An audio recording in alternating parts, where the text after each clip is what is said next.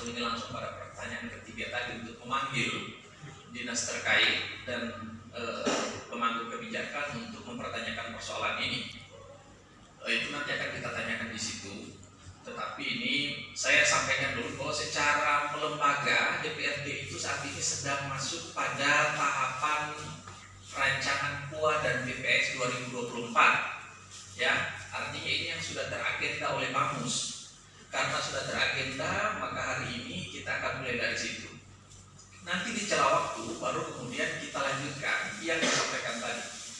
Jadi pertanyaan pertama ini akan kita laksanakan pada rapat hearing dengan OPD terkait. Hearingnya kenapa? Kapan hearingnya? Hearingnya ini adalah hearing berlanjut sebenarnya.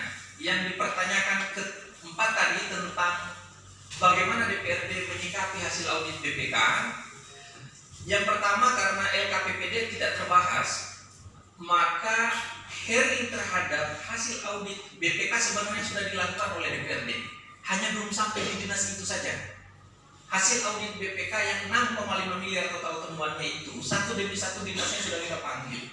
Kita sudah panggil pariwisata, kita sudah panggil PU, kita juga sudah panggil perhubungan. Kasus Patimbu itu kan terbongkar di hearing itu ya. Kemudian kita juga sudah panggil perikanan, tinggal sampai di pertaniannya pasti akan kita sampai di situ. Ketika kita panggil nanti kita akan lihat seperti apa penjelasannya. Satu hal yang tidak mungkin akan dijawab oleh DPRD secara langsung adalah inisial.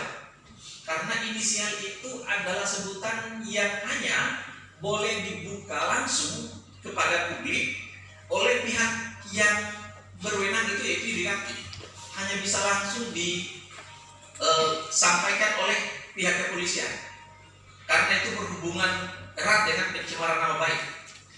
Sehingga kasus ini adalah deliknya hukum. Kalau memang mau dibawa ke hukum, maka itu teman-teman wajib untuk ada pihak yang melaporkan ini ke kepolisian, mungkin baru itu bisa diusut. Tetapi DPRD akan mengusut aliran anggarannya, seperti apa harus kebijakannya.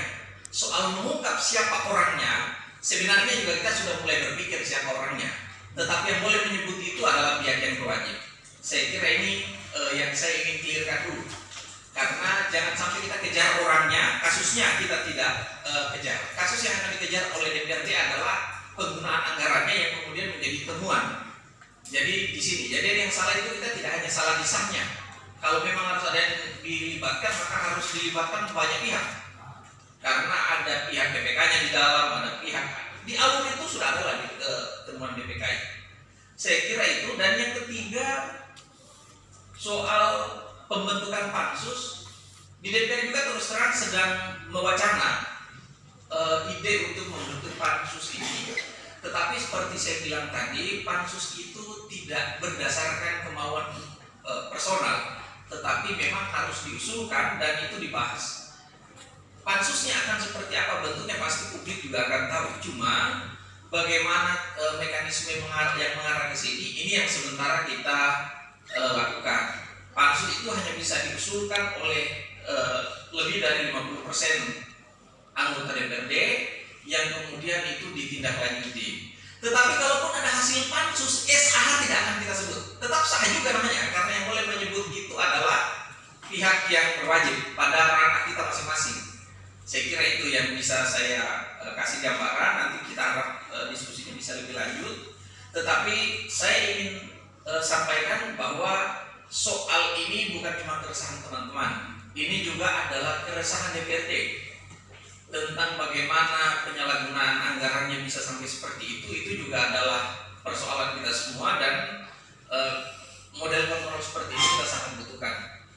Keseringan teman-teman untuk membantu kami melakukan kontrol kebijakan itu sangat penting, karena memang wajar kalau teman-teman datang ke DPR untuk mempertanyakan dan marah-marah, karena kita salah satu fungsinya adalah pengawasan. Jadi ya bangunkan aja terus anggota DPRD ini supaya jangan sampai tertidur. Saya kira itu yang saya bisa sampaikan. Nanti kita lanjut diskusinya. Saya kembalikan kepada pimpinan rapat. Terima kasih. Baik.